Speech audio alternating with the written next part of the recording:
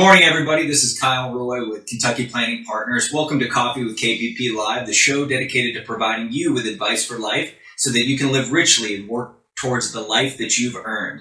Really glad to have you today. Ben and I are going to be talking about really the bottom line reason why anybody would want to work with a financial advisor, which is, quite frankly, to, at some point in the future, have more money than if you didn't work with a financial advisor. If we were to bottom line why somebody hires a financial advisor, that's pretty much what we do, right? Exactly, and that's the big picture idea, but how do you get there? What are the things that a financial advisor does that helps to get people to where they want to go and to achieve that goal of having more money after working with an advisor? And we can't guarantee anything. We can never promise returns. All we can do is have systems, processes, build out a plan, and stick to that plan. That's right. And, the goal of having a financial advisor isn't so that you can get free steak dinners every so often, right? That is not the goal of a financial advisor. But maybe one of the perks. It could be. I guess it could be. But it's a good friend of mine over the weekend was honest with me. Last week we were able to have Kevin O'Leary do an exclusive event for our clients, Mr. Wonderful himself from Shark Tank. It went really, really well. You'll be able to look out for that. That video is going through compliance now. It'll be posted on our website, our Facebook page, very, very soon. And my friend said something to me. He said, "Kyle, I'm really surprised that you were able to get Kevin O'Leary because, quite frankly, I just have this idea about people in financial services that they're always trying to sell us something. They're always trying to they're out there. They've got some kind of angle that they're trying to work." And that may be true for most financial advisors. So that's why I really think this straight talk conversation of, yes, you hire a financial advisor, so at some point you're wealthier than if you didn't hire one. But when financial advisors talk about the intricacies of financial planning, building a financial plan, wealth management techniques, we're going to go through and dive into the specifics of really what good financial advisors do to increase the likelihood that you have more money. So in this conversation, I do need to be very, very clear. We can't make any promises to anybody. We can't. We can't tell you that you're guaranteed to be wealthier in the future if you work with us or any financial advisor. And if anybody does promise the world on a silver platter for you, then those are probably the people you want to run away from, don't walk away from. So with all these things, what we want to do is walk you through the processes, the systems, the disciplines that good financial advisors like we here at KPP, that we incorporate into our practice to help serve our clients. And these practices and these disciplines together will increase the likelihood that you're wealthier in the future. And that's really what we're going to talk about today. Yes, so the framework we're going to use, kind of stick to, is what's called the Vanguard Advisors Alpha. Now, this is a concept, this is based on a study that Vanguard did a number of years ago where they looked at certain things that advisors do, and they put essentially a dollar number or an amount, a percentage basis points on certain activities that an advisor does. Because when you work with an advisor, you generally pay a fee. You might pay an advisory fee. And so what does that fee get you? And so what the study shows is that all these things that an advisor does should more than make up for that fee, especially over the long term. Remember, everything, you got to think of it from a long-term perspective. I think as investors and sometimes advisors, we get thinking in the short term, the next 6 months, the next year. But really, the key to working with a successful financial advisor and doing these things that Kyle just mentioned is to always have that long-term perspective. That's right. And once you are working with somebody, a video that we created is called "Comparison is the Thief of Joy." Once you're working with a financial advisor or you start accumulating significant amounts of wealth, people have the tendency to look over their shoulder and see what other people are doing and compare their performance, their value to what others around them are doing. But it's really important, what Vanguard does in this piece really, really well, is it really helps you understand while you're working with somebody, these are questions that you might want to ask your advisor whether or not they're doing these things, what is their asset allocation practice, what is the discipline that they have with not only buying certain investments but selling them, because both of those transactions can be very difficult. So it's really, really important, I think, in this conversation to know, yes, your financial advisor, if they do well for you, you most likely will have more wealth if you didn't, and these bullet points will help define those things. So the first, and again, I want to reiterate, we want to give credit where credit's due. You can actually Google Vanguard Advisors Alpha quantification models. Pardon me, that's a mouthful. Vanguard Advisors Alpha quantification modules. Google that, and you'll be able to see this source that we're talking about. But it's really good, solid data that you can rely on. So that's what we're relying on. So the first thing we're going to talk about is asset allocation. What is asset allocation? Quite simply, it's how you're invested, stocks to bonds. What is your risk tolerance? What is your investment objective? What are you trying to get your money to do? Are you in retirement? Are you approaching retirement? Are you 22 years old, just starting out your career? Whatever age you're in, whatever age you are, whatever goals you have, an asset allocation is designed to help you meet those goals. So if you want to have moderate risk tolerance, you might have a 60% stock, 40% bond portfolio. That's your asset allocation. You might want to be a little more diversified. You might want some alternative investments. You might want some real estate, 10% real estate, 20% real estate. That's part of your asset allocation. Mm-hmm. If you're young, it's probably going to be 100% stocks, right? Diversified stocks and mutual funds and ETFs. So your asset allocation is essentially a well thought out plan designed to meet your goals. Mm-hmm. Yeah, and it's one of the investment vehicles that has gained in popularity over the last decade are what are called target date funds. And if you look in your 401k, you might see that you have or you may be invested in target date funds. And I'll admit that target date funds are a very good place to start. To be in target date funds is better than not being in anything at all. But what we often find, and what target date funds do, is they'll say if you're 40 years old and you're 25 years out from retirement, the target date fund will assume, based solely on your age, what kind of asset allocation you're going to have. And again, it's better to have that than nothing, but so often we have clients that come in as we're building relationships, they're invested in these target date funds, and they don't have any idea why they're invested in that allocation, other than because that's around the time they want to retire. And there's danger there, because what if you're in your 50s, 10 years out for retirement, and you pick a target date fund that has you retiring in 10 years, but it's going to be more conservative? Well, if you're an aggressive investor, or maybe you haven't saved enough and you need to take a little bit more risk in your portfolio to get where you're going, maybe you have several $100,000 of assets outside of your 401k that it wouldn't make sense to be in a target date fund.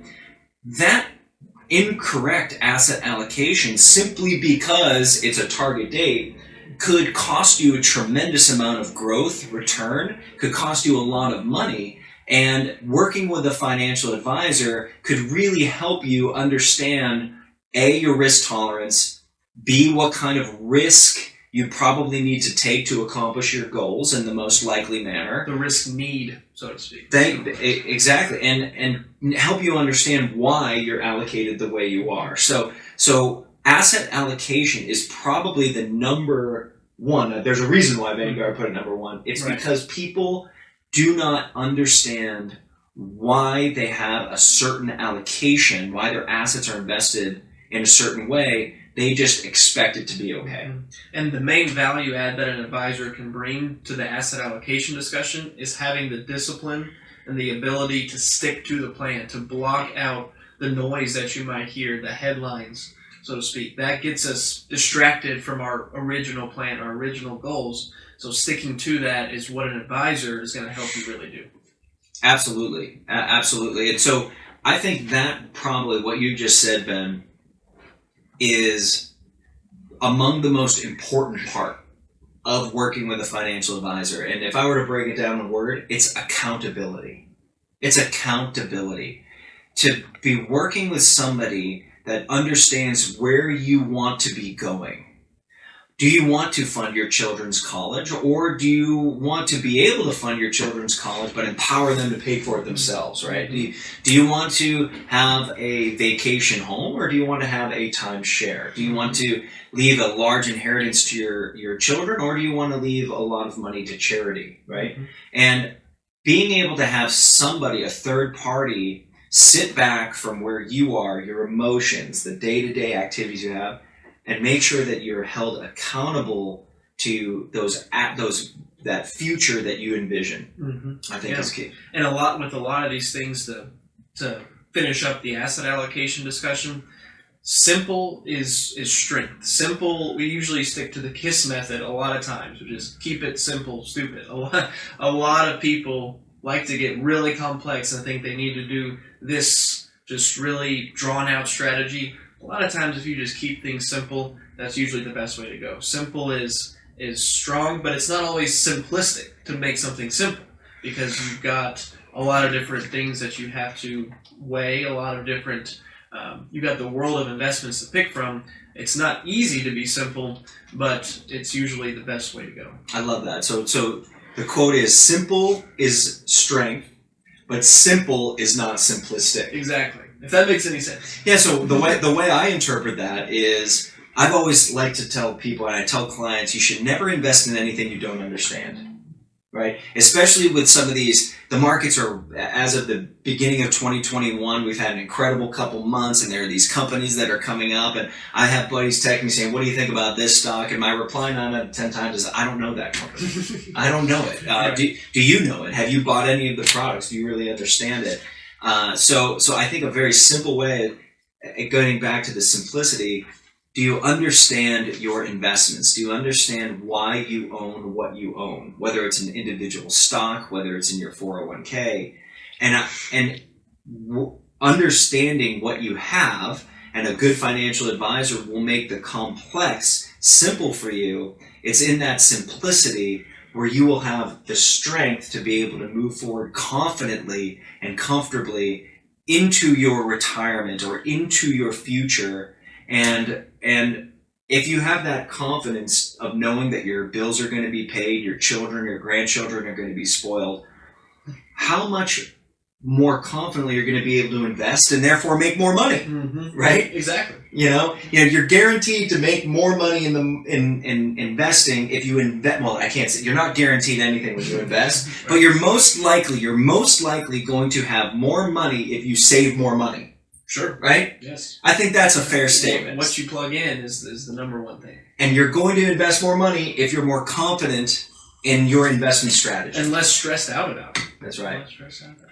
Beautiful. Moving on to our second point here, cost-effective implementation. So what does that mean, cost-effective? It essentially means, we've talked about it before on our show here, what funds you're using within your portfolio and what those funds cost. Every fund has an expense ratio associated with it. If you have a mutual fund, if you have an exchange-traded fund, there's some cost to owning that product. Mm-hmm. And so knowing what those costs are and knowing which spaces you might want to have a more active approach, which might be a little more expensive, versus a more passive approach, which is going to be a little cheaper.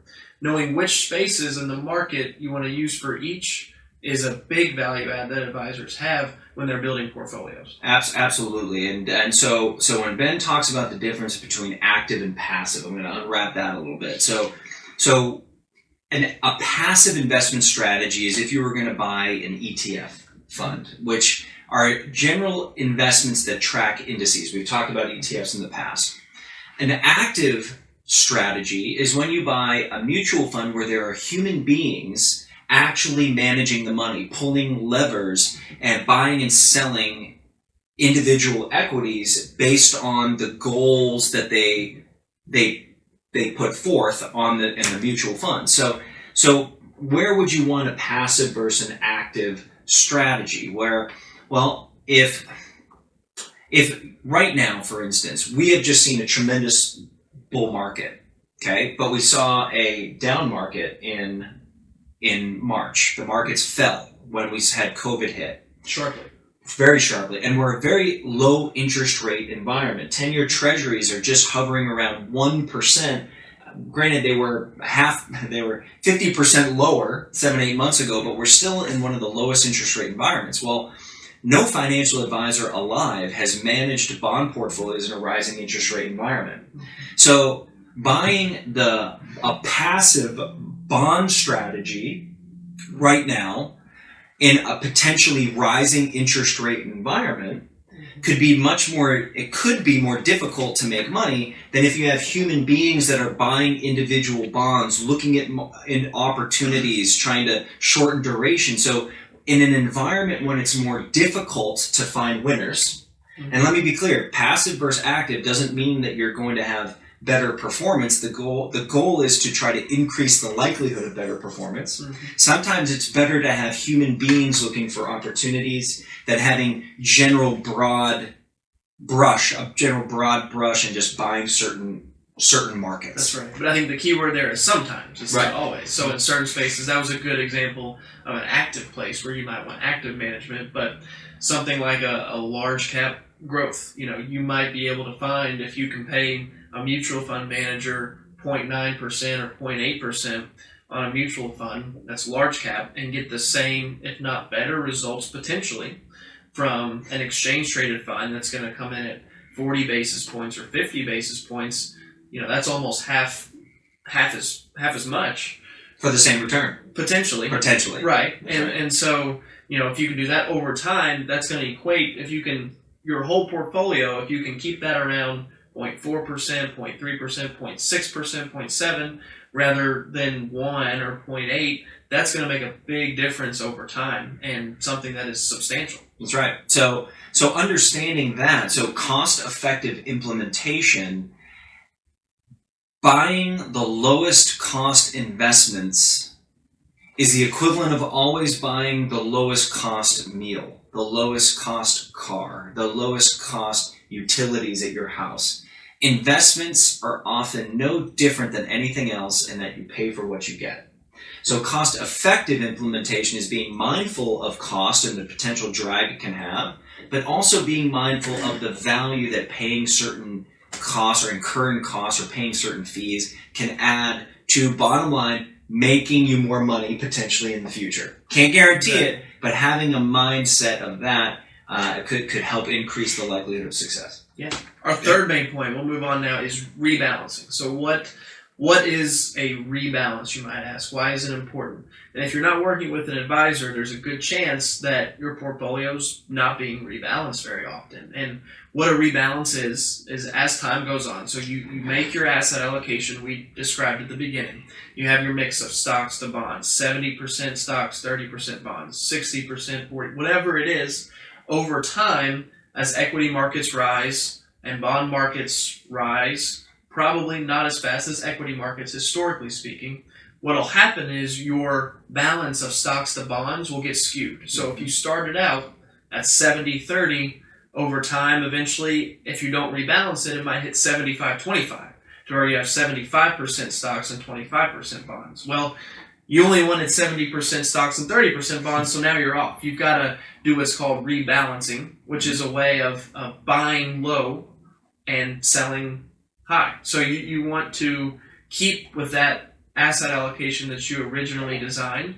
So maybe it might be once a year, it might be 9 months, it might be every 2 years. There's been different studies shown as to what's the most effective rebalancing time frame. That's debatable, but you want to have an advisor there that's seeing that's on top of that knows when to rebalance and how to minimize costs when they're rebalancing too. That's right. I love that, and it all comes down to a process, right? Because what rebalancing is, and I'll again to reiterate what Ben said, is it is a disciplined, repeatable, definable way of buying low and selling high. Because when you rebalance, if your base model was, say, a 50-50 allocation, and you're at a 60% equity, 40% allocation because your equities did well, what you're doing is you're systematically selling those assets that have performed well, and you're buying those assets that had, quote, underperformed over that period, and it allows you to consistently, maintain an allocation in line with the risk that you are comfortable with, but also it's a systematic way of of making sure you're just not letting your bulls run and potentially missing out on any opportunities. And over time, and what Vanguard has done is shown that just rebalancing alone can potentially, on average, add growth to your portfolio, right? And I think that's really important. Can't be underestimated.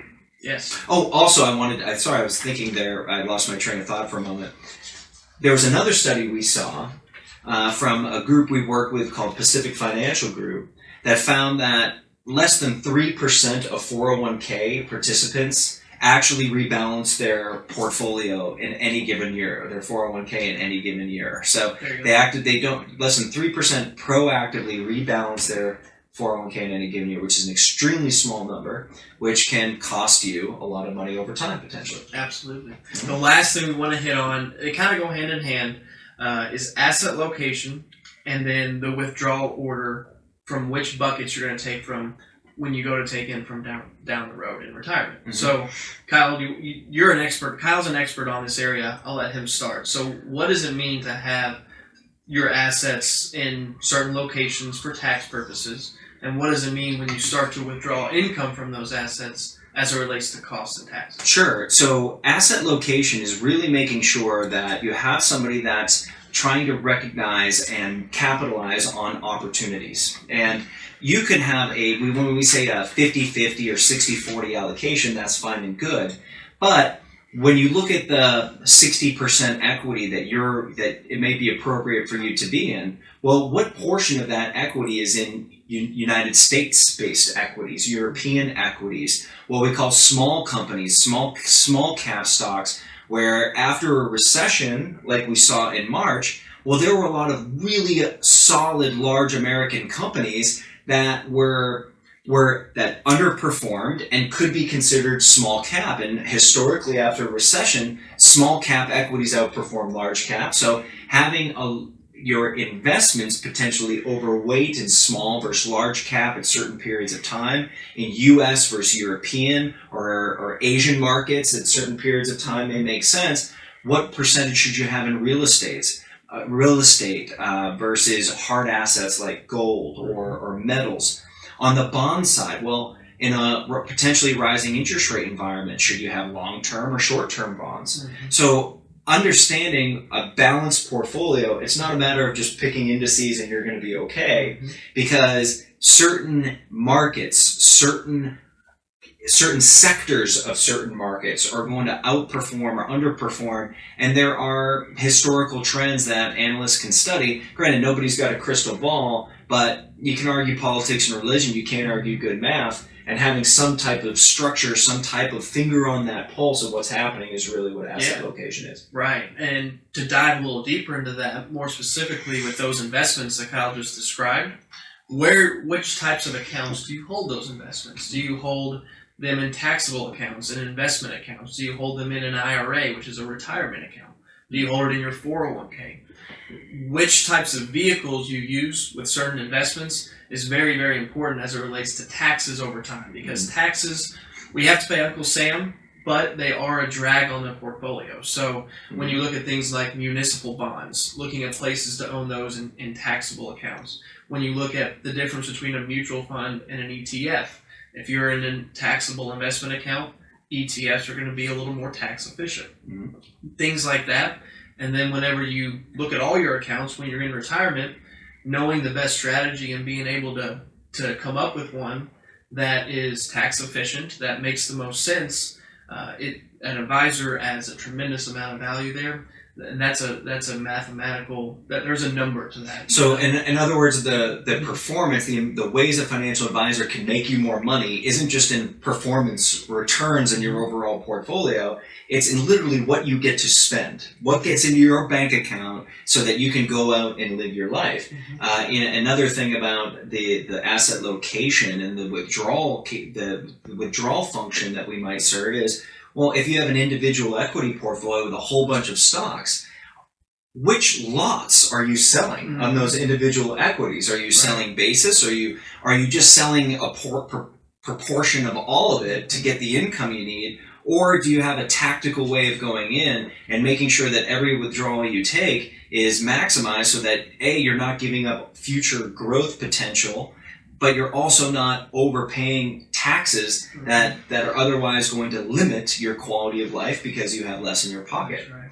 And to be clear, we're not tax advisors. No, we are investors and financial advisors, but tax planning in an investment strategy and portfolio is huge. And so we have to know taxes. We don't do people's taxes. There's a big difference. Mm-hmm. But tax planning for investments is where we're focused on and is extremely important. When Kyle says tax lots, what that means is if you own stock, chances are if you own Walmart stock or McDonald's stock, you might have bought that at different points in time in your investment career. Mm-hmm. So you might have bought a certain stock at $50 and the same stock again at $80. Well, when you have to go sell it or when you have to take income from it, knowing having a whole portfolio and being able to determine what's the most tax efficient way of taking some money out based on all these tax lots, that's what we help our clients figure out. And to keep it simple for you, we're doing really complicated things in the background so that bottom line, we can look at our clients and say, we've worked hard for you so that you can have more money, right?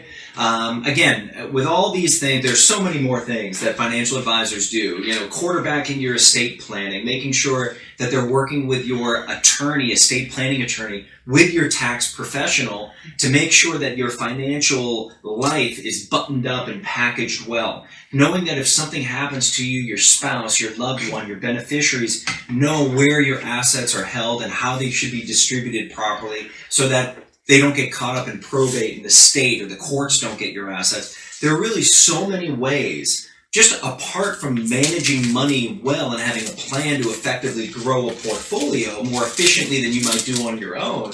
But there's so many other ways that the value a financial advisor can provide can make sure that you and your loved ones simply have more money.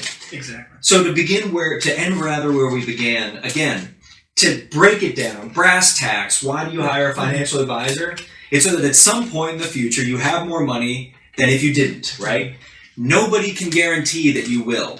But if you execute certain disciplines, if you have a plan, if you have an investment process, if you have somebody holding you accountable, if you have somebody quarterbacking your financial life and asking questions that you wouldn't otherwise be able to ask. One thing that we believe at KPP is we often say, in order to have a diversified portfolio, it is integral that you have diversified ideas and resources that you can access. And those things together are going to increase the likelihood that you'll be more wealthy at some point in the future. So with that said, on behalf of everybody here at KPP, on behalf of Ben Hopper, financial advisor, CFP with KPP, and myself, and everybody here on our team, we want to thank you for tuning in, as always. If you have any questions, if you had any questions about any of these things and something rang a bell with you and maybe heard a pain point about things that you want to know about your financial life and you're interested in getting a financial advisor, we are all taking on new clients. We're looking to serve the community. We're looking to serve the region and making sure that our friends, our family members, our loved ones, and the people that they care about have a financial future that they can look forward to and move forward confidently into their lives and live richly. We're in the corner of Shelbyville and Hirschborn Lane in the heart of Louisville's east side on the top of the Flash Q building, the best view in all of Louisville. Our phone number is 502-394-0400. Again, that's 502-394-0400. Like us on Facebook, follow us, tell all your friends, and we'll look forward to talking to you next week. Thank you.